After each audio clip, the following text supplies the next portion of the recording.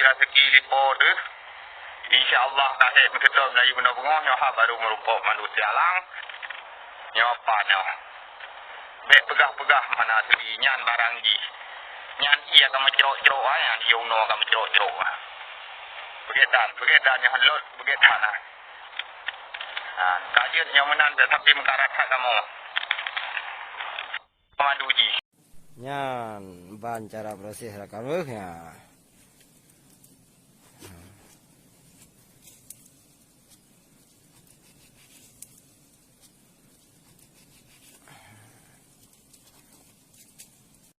Nyan ban cara proses rakamnya.